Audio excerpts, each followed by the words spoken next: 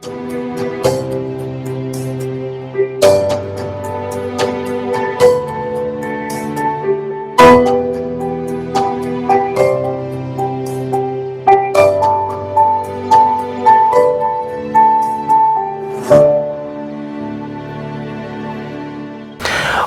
day, viewers all over the world. My name is Mpelo Mbalo, your host of your favorite show, Ubomi Talks. We are back again on our powerful, amazing topic. Well, I'm not alone as usual. I've got my dear friends. I'll let them introduce themselves again. Good evening, man of God. Good to see you. How are you doing? How are you doing? Are you fresh? Awesome. Please introduce yourself. Who are you and where are you based, sir? All right. My name is Tony Simoni, resident pastor of Mega Fire Ministry, Victoria. Awesome. Thank you, sir. You, sir?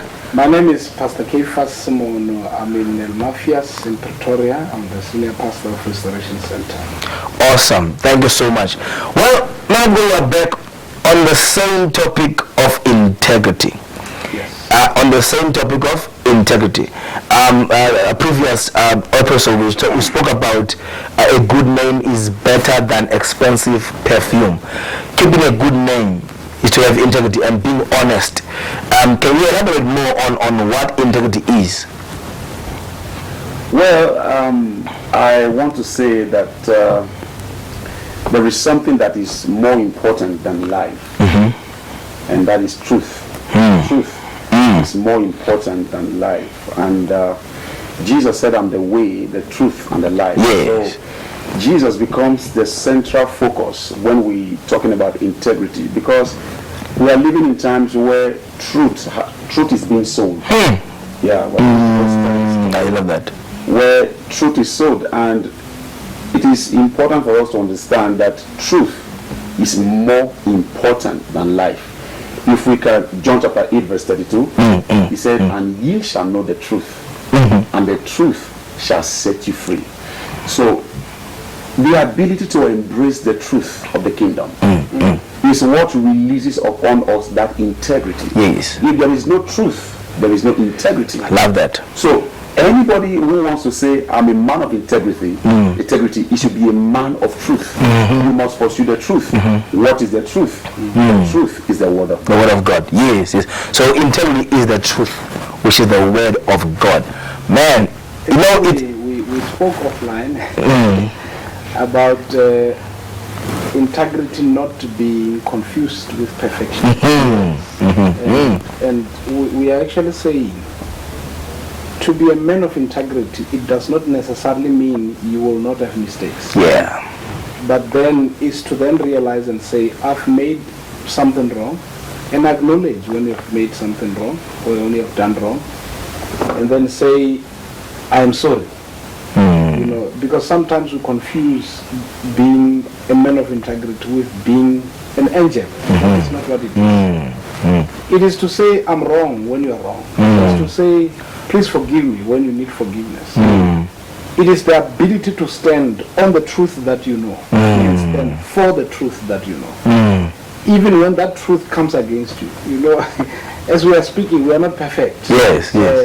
There are things that will say here that will speak directly to me. Exactly. But if I'm a man of integrity, I must be able to say, okay, I was not aware of this. I need to change my way. And acknowledge that I was not, I did not do this one. Yes. That is integrity. Yeah, so it's a truth. Number two, it is to acknowledge that we are not perfect. Let us not misunderstand the issue of integrity as someone who, no one is perfect on earth. Integrity is something you work on. You are not given integrity. Okay, here you are, you have integrity. We work on integrity. Because as you grow up as a baby, you make mistakes. That channel you into understanding what integrity is. The problem is we think that as you are born, we think that I have integrity. Integrity cannot be inherited. You don't inherit integrity. You work on it. You work on it.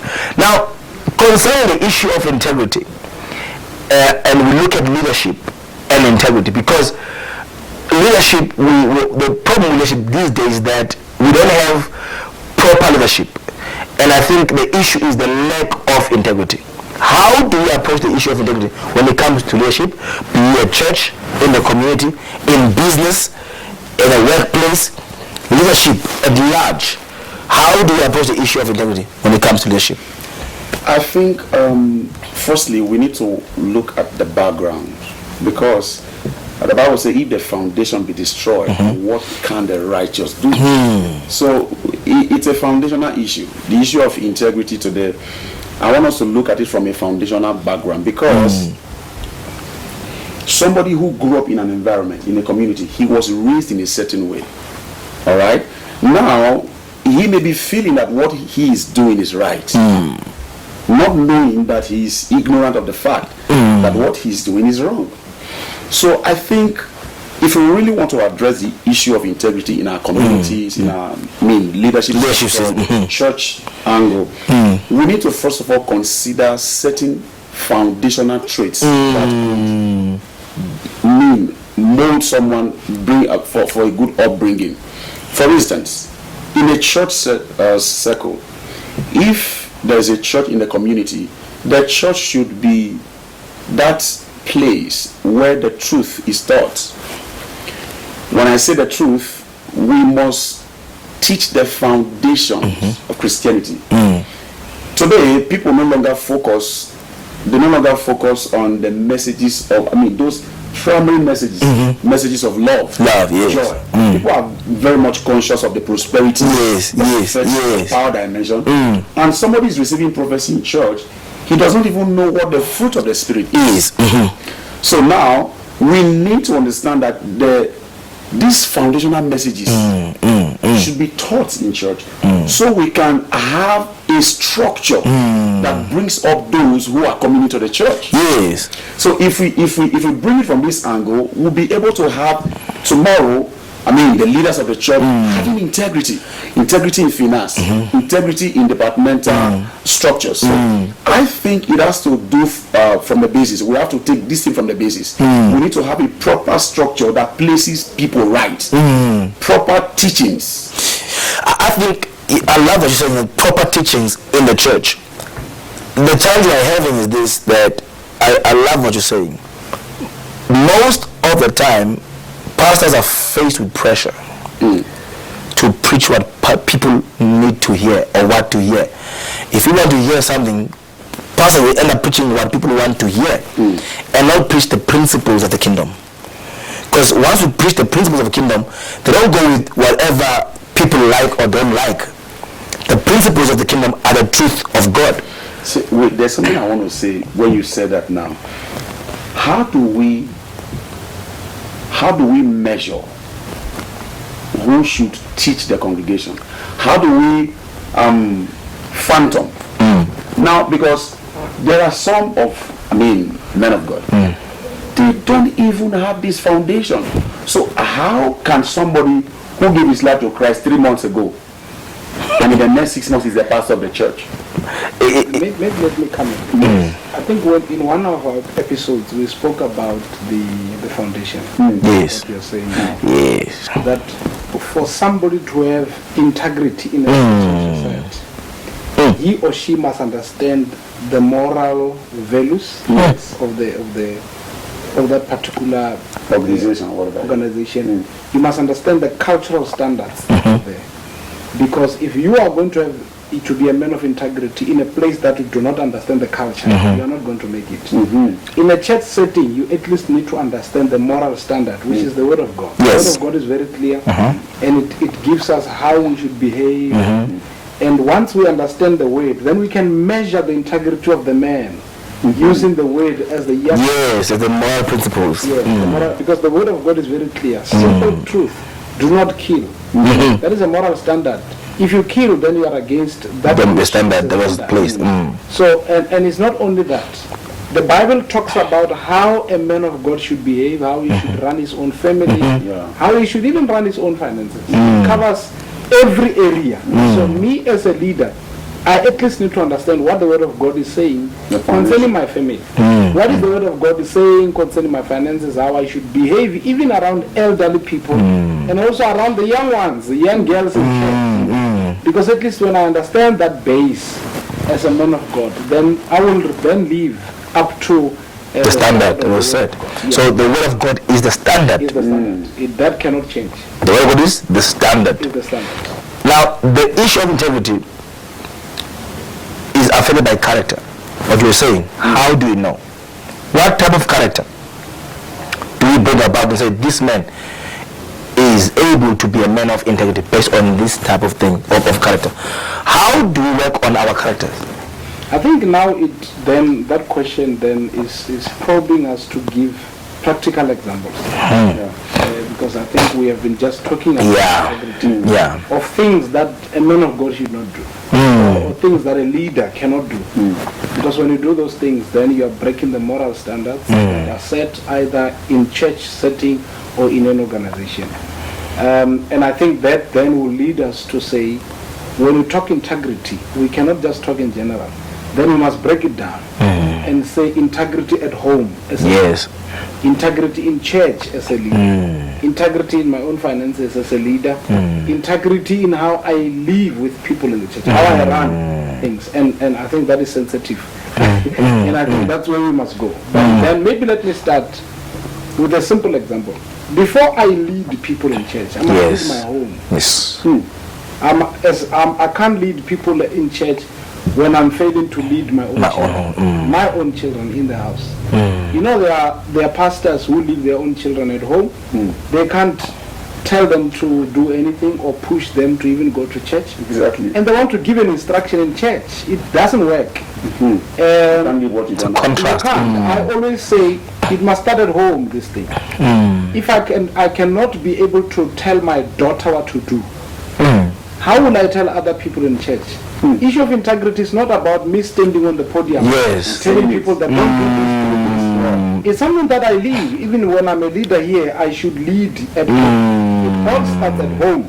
We've got a lot of examples where a pastor would tell girls in church, do not go around sleeping around, and his own daughter is sleeping around, and he's not telling that daughter. We are not saying a pastor must live the daughter's life. No. We are saying you must tell them, teach them what you are teaching. So what you do at home must result to what you do in church, not the other way around. Because then if we do this thing right in church and we're not doing it at home, then we go to perform, and then after performing we come back to the real life. I can't beat up my wife and then go to church and stand on the podium. Do not beat your wives. And I want to preach to the people and tell them not to beat their wives. And that's why we talk integrity. And the pastor's wife is sitting there, is crying when you are preaching. We think it's the Holy Spirit.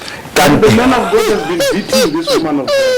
I hear what you're saying. Yeah, so integrity actually starts at home when nobody sees you before you stand on the podium. So that what you speak on the podium really resonate to what you live in private.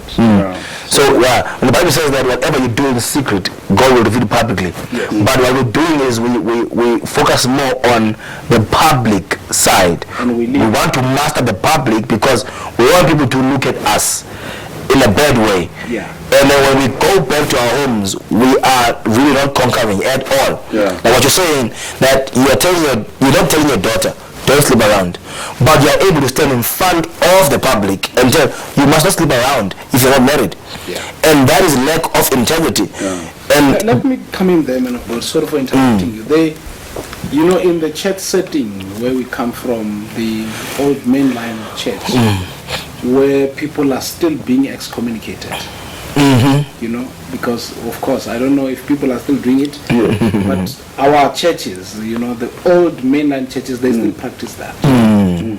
If I am going to stand on the podium and excommunicate your daughter for sleeping around, and tomorrow is my daughter doing that, and I get to know it, no, it's tricky because I can know it and I don't know. Yes. And I don't excommunicate my daughter because no one knows. Then it will end here, and not very long it will come out, because these things, they come out. And when they come out, the congregation gets to hear, okay, even his own daughter did abortion, but he had the guts to stand on the podium and excommunicate my daughter. Lack of integrity. Is his own. That's lack of integrity. Not keeping your word. I must stand there and say, my daughter, my own daughter did 1, 2, 3, and as a result, she will not have this privilege. Yeah, and you're not trying to be harsh. No. I'm keeping integrity. Depending on the way, where that this thing will hit right at home, and that is integrity, and people will honor you and respect me for that. So I've got a question. Do you think that we're in a place in our lives, in terms of the church, that most pastors have become a bit manipulative on how they use the truth, which is the word of God, and not keeping their integrity by using the word, misusing the word to trick people? Do you think we're in that in the state? We are there, but this is sensitive. It's very sensitive. You see, my worry is that we have so much of public success but private failure. Yeah, that's where we are. So in the body of Christ, there is this appearance of the man of God, anointed of God, and all of these, but within, so many things are wrong. And when that becomes the platform, then a whole lot of things will go wrong. So I also see it from a spiritual angle, because Satan hates integrity. Yes. So now, if you are called into ministry or you are a leader in any capacity, get ready to fight with Satan. If you are be tempted, there's a time, as a man of God, there's a time where you have to face certain temptations. All right, maybe church, ministry, or financial temptation. But there is when hell comes after you. And if hell comes after you, it will take only God to deliver you. And there are so many men of God in this area of life. They present themselves to be the gold to the people, but yet failing inside. So I think integrity issue, if you are dealing with integrity, I think we also need to seek the face of God in the place of prayer.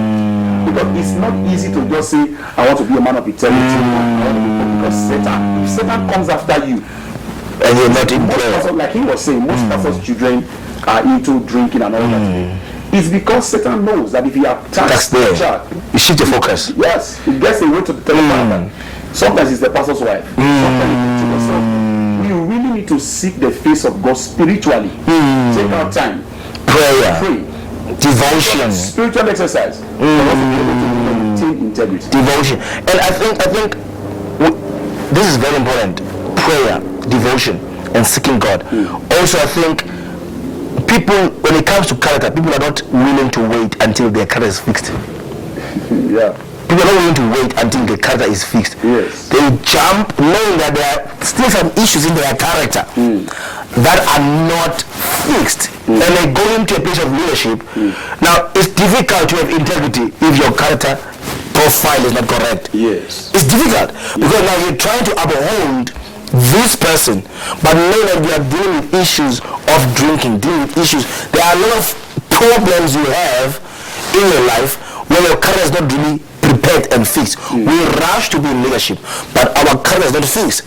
How do we deal with that issue of people not waiting enough for the character to be fixed? Because we're dealing with many people who are in leadership, not only in church, everywhere, that don't have character. How do you expect them to have integrity if they don't have character? I think that the issue of mentorship comes in there. Love that. We don't have mentors. Everybody is a father. I love say that again. Even the ones that my goodness received a call yesterday, they are just fathering themselves. Because when you have a mentor, I think a mentor will then have the right to say to you, no, you are wrong now. You are out of order when it comes to this. So, sir, could that be a sense of pride? No, it is. It is. You pray for two people, they are healed, you think you are a father. Yeah. I mean, that is what we are facing today. If a person is anointed, then they think being anointed is equals to being a father. It's not the same. It's not. It's not. I can be anointed. I still need a father. I still need somebody I can talk to. So, sir, besides needing a father, you need someone to take you through what they've been through. Yes. There's someone who's walked before you. You need mentorship. Of course. You need someone to take you that they've walked the road before you. All of us have got the experience. So you need to be under someone's shadow or someone's wings based on that, because we need mentorship in finances. We need mentorship in ministry. We need mentorship in terms of family. Every sphere of life. You need someone to mentor you in that. Somebody said, man of God, if you ever find yourself in a place where no one can call you to order, you are doomed. There's pride. Because even as a man of God, you need someone who can come to your home and say, and call you by name. And say, Smono, you are out of order. My members cannot do that. Yeah. But if I'm beating my wife, for example, I will need someone to just come and say, call you by name. Don't tell me about verses. Wrong, yes. Yeah. And speak strong. I love what you're saying. I love what you're saying. Iron sharpens iron. You need someone to sharpen you. Yeah. You see, You need someone to say, sir, not to say pastor now. No, say, Tony, I'm messing out. yes, This thing you're doing is wrong. rebuke.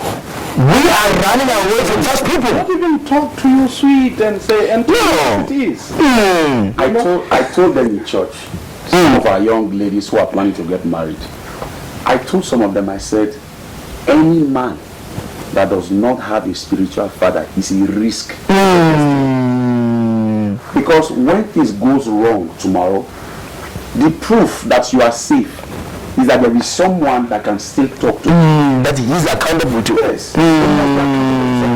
Look at the story of David. David was being trained by God in the bush. He needed a Samuel to anoint him, to mentor him in ministry. True. Even David had to go to the house of his enemy for mentorship. Imagine. So sometimes your enemies can be Your own your mentors. mentors. God allowed you to go through certain military trainings.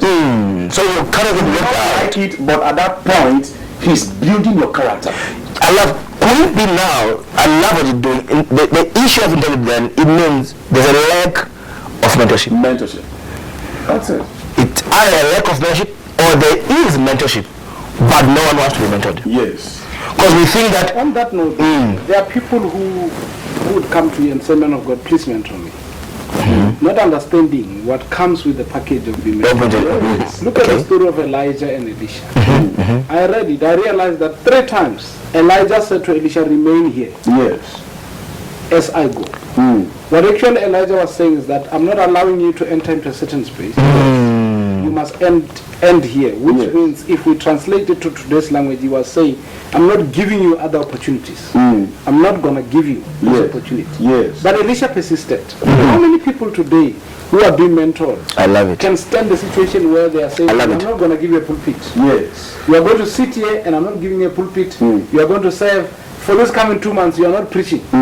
They leave the church. No, they leave. They're thinking you've got something against them. Not knowing that you're being trained. It goes back to what I was saying, that people don't want to wait and for their account to be worked on. Because part of mentorship is to help and sharpen your character. The pruning process of your character is part of mentorship. You are mentored so that you can become a better person and a man of integrity. Yes. That's why but people run away from being mentored and mentorship. That's number one. Number two, we run away from sitting with people who will tell us when we're wrong. Or we don't have people that we can disclose to. We are afraid to open up. We are so arrogant to a point where we even think that we know everything. And that's the point. It's a problem. Arrogance is a problem. We become arrogant. Now we are told to sit down for 2 months, not preach. Not because the guy is suffocating you. He's trying to teach you humility. Yeah. But now because you're not humble, you think he's got something against you. And you've got people in the church who love your preaching, who love how you preach, and your charisma. Then you go and start a church. You start a church in the wrong place. Number one, you're not matured enough in terms of integrity. You're not mentored. Then the people under you are not mentored. Then it goes on and on and on. We have a nation, a world of people who are not mentored. They have no integrity. This is the problem. You see, what you're saying is lovely. Because the training you refuse to get today, you'll be tempted by it tomorrow. If you don't get trained, for instance, you said you run away from the ministry, you go open a ministry, and you've not dealt with the issue of loss or with the issue of money. When the thing finally blows you up, it comes up. reveal itself. You become exposed and you become a public disgrace. Shame to the whole world. Sure. So what God intends to do is to first of all assess you in the secret place. If God cannot assess you, he can't bless you. God is never committed to what he has not commanded. I love that. God has to approve you. If God cannot approve you, Satan will clap hands for you tomorrow. I hear you. So it is important for us as leaders, as men of God, political leaders in every sphere of life. We need to come to a place where we are under tutelage, a place where we are mentored, where we listen to divine instructions, so that by the time we are fully trained, we cannot be publicized. Yes. The story of Elisha and Elijah you spoke about, it gives me a very wonderful example of what I'm saying. Elijah told Elisha, I'm going to Gilgal. He even lied to him. God has sent me to Gilgal. The next time he said Jordan. The next time he said Jericho. It was just, but look at what he did. He said, my master, I'm following you. Yeah. So what the man of God was actually doing was that he was testing him. It was God who was trying to build the character of Now, the mantle is on the other side of Jordan. Yes. The mantle is not in Gilgal. So until you get to Jordan, which is your final training, you don't get the mantle. Allow that. But Elijah was going to heaven. He did not still give him the mantle. The Bible said the chariot came and the chariot of heaven and took him. While it was going, he shouted and said, my father, my father. And he decided to grab the mantle. So sometimes you will have to be very, very passionate, desperate, patient for you to be trained. Be willing to learn. Be willing to learn. If someone that mentors you takes you, maybe people don't want to be mentored. Find peers that will be able to tell you that you're wrong. That's what I'm coming to. Find peers that will sit down with them and you talk to them and they fix you. In actual fact, men of God, since we are talking about integrity with the men of God, maybe let's talk about these things. You see, we start churches. We've got peers who are starting churches. We've got financial problems. We've got lust issues. I had one friend telling me that month end, the pastor will go to the congregants' workplaces to collect tithe. Wow. You know, no, he's a man of God. Today is the 25th. You are supposed to pay tithe. You go and collect. So I come and fetch it at work. And the man of God would even Is it say, happening in this world or in another world? it is actually in this world. The man of God would come and say, no, I came to fetch my tithe because I have a problem at home. Automatically that then tells that this is not integrity. If you are a man of integrity, then around such issues, you create systems. I don't know how people run church. But obviously we can't use the same way of running church. But create systems that will protect you as a man, so that your integrity will never be because right there and then it's a sign of no leadership, no mentorship. Because there's no way if I mentor and tell you by the time it's tithe or is a payday, no. Now I want us to talk to people 2 seconds quickly. Talk to people. The show is already over. This is powerful, man. We can go on for days. Just talk to someone there. Tell them, just speak concerning integrity and how they should fix the issues they have and that what they need to fix their characters. Go ahead, sir. If you are a politician, try your best to be trained by God before you are approved.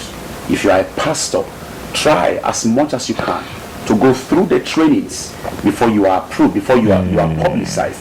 So I want to encourage everyone out there to go for integrity. Become a man of integrity, become a man of principles, and tomorrow you will never regret it. Awesome. Yes, sir. Always use the word of God as the standard. You will never go, because the word of God will never mislead you. If you want to go far in your calling, always check the written word of God. What is it saying about how you should live your life? Because that is the best. If you follow people, you might miss it. Because people along the way, they have a way of changing things just to make it. But check the word. What is the word of God saying about what I'm about to embark on? May the Lord bless you. Wow, what a great show it was. I think what I can say to you is that don't find an easy way out. There is no easy way out when it comes to integrity.